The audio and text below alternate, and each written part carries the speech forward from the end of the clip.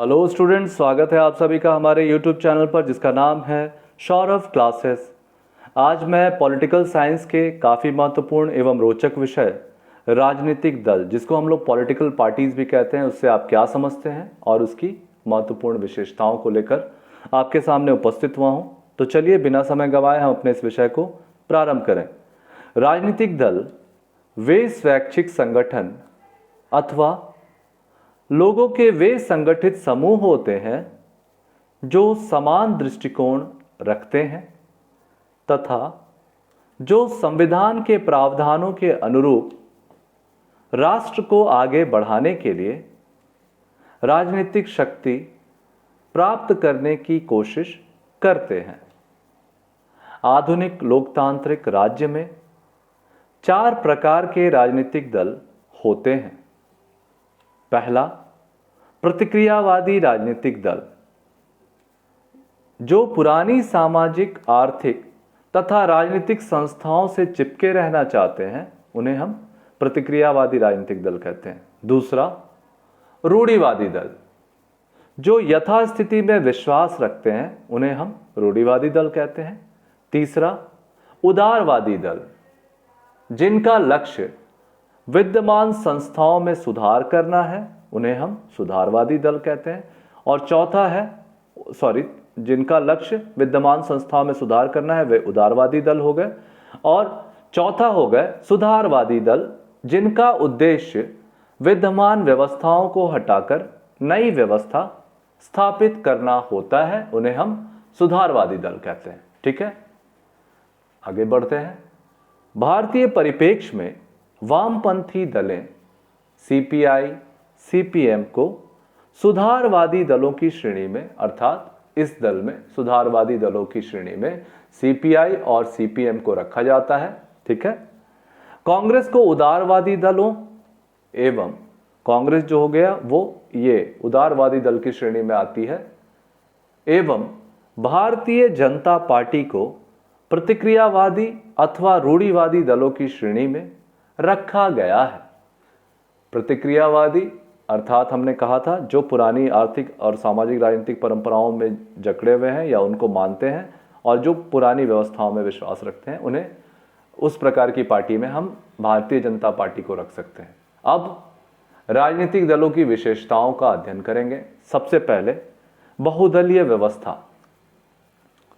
भारत की विशालता तथा विविधता के कारण यहां अनेक दलों का उदय हुआ है। वास्तव में भारत में विश्व की सर्वाधिक राजनीतिक दलें पाई जाती हैं। वर्तमान में भारत में 8 राष्ट्रीय दल, 48 राज्य स्तरीय दल एवं 1593 गैर मान्यता प्राप्त पंजीकृत दल हैं। इसके अलावा भारत में सभी प्रकार के राजनीतिक दलें जैसे वामपंथी दल, केंद्रीय दल, दक्षिणापंथी दल, सांप्रदायिक दल तथा गैर सांप्रदायिक दल आदि हैं। परिणाम स्वरूप त्रिशंकु संसद तथा त्रिशंकु विधानसभा एवं साझा सरकार का गठन यहां एक सामान्य बात है। ठीक है, तो पहला पॉइंट है बहुदलीय व्यवस्था। दूसरा है एक दलीय व्यवस्था। भारत में बहुदलीय व्यवस्था के बावजूद भारत में लंबे समय तक कांग्रेस का शासन रहा। अतः श्रेष्ठ राजनीतिक विश्लेषक रजनी कोठारी ने भारत में एक दलीय व्यवस्था को एक दलीय शासन व्यवस्था अथवा कांग्रेस व्यवस्था कहा है। ठीक है, तीसरी जो इसकी महत्वपूर्ण विशेषता है वह है स्पष्ट विचारधारा का अभाव। ठीक है, भाजपा यानी भारतीय जनता पार्टी और वाम दलों को छोड़कर अन्य किसी दल की कोई स्पष्ट विचारधारा नहीं है।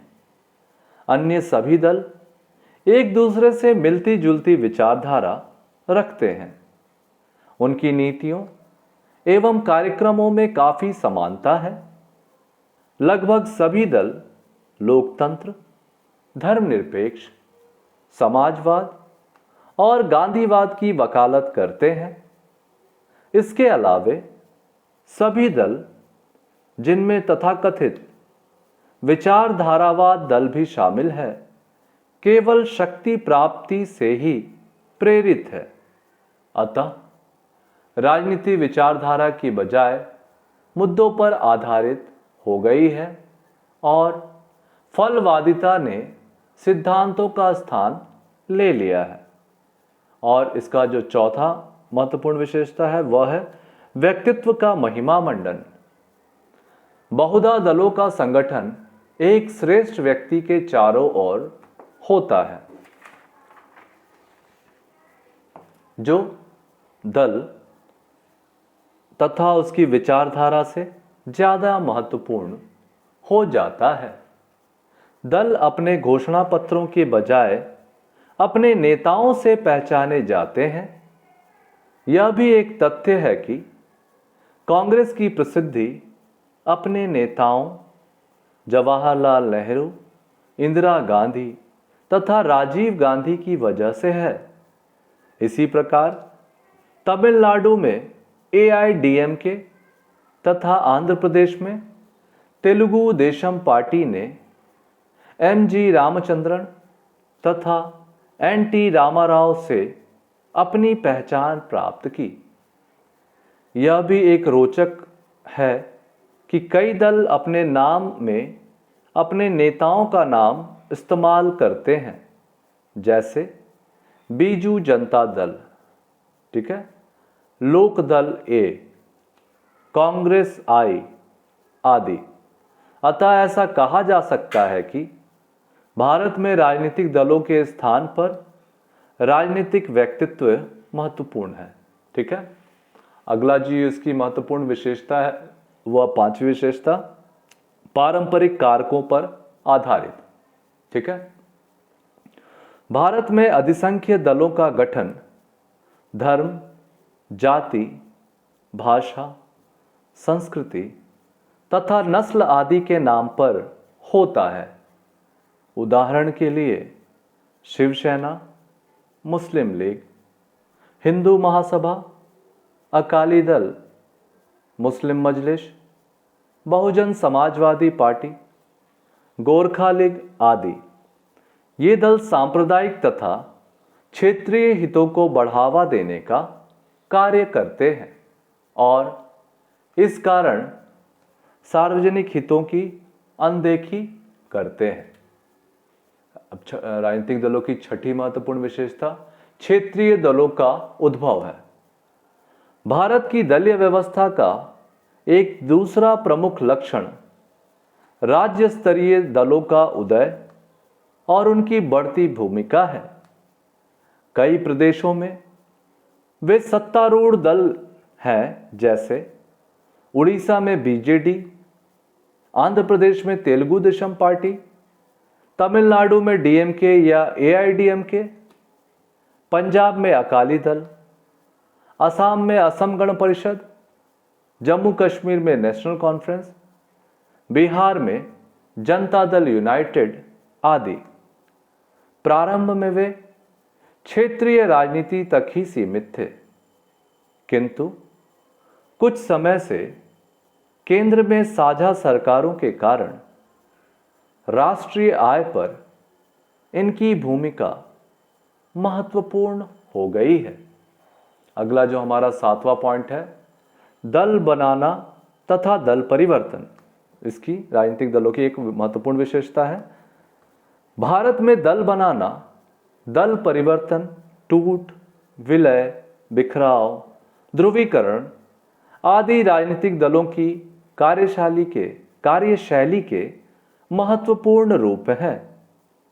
सत्ता की लालसा तथा भौतिक वस्तुओं की लालसा के कारण राजनीतिज्ञ अपना दल छोड़कर दूसरे दल में शामिल हो जाते हैं या नया दल बना लेते हैं। इसके कारण केंद्र तथा राज्य दोनों में राजनीतिक अस्थिरता पैदा की तथा दलों में विघटन को बढ़ावा मिला।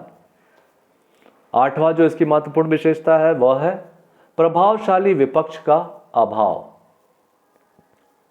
प्रचलित संसदीय व्यवस्था में लोकतंत्र की सफलता के लिए प्रभावशाली विपक्ष अत्यंत आवश्यक है। यह सत्तारूढ़ दल की निरंकुश शासन की प्रवृत्ति पर रोक लगाता है और वैकल्पिक सरकार देता है। किंतु पिछले 50 वर्षों में कुछ अवसरों को छोड़कर देखा जाए तो ज्ञात होता है कि देश में सशक्त, प्रभावशाली एवं जागरूक विपक्ष का अभाव ही रहा है। विपक्षी दलों में एकता का अभाव है और बहुधा वह सत्तारूढ़ दलों के संदर्भ में आपसी विवाद में उलझ जाते हैं। वे राष्ट्र निर्माण तथा राजनीतिक क्रियाओं में सृजनात्मक भूमिका निभाने में असफल रहे हैं। ठीक है, इस प्रकार हमारा आज का विषय यहां समाप्त होता है। धन्यवाद।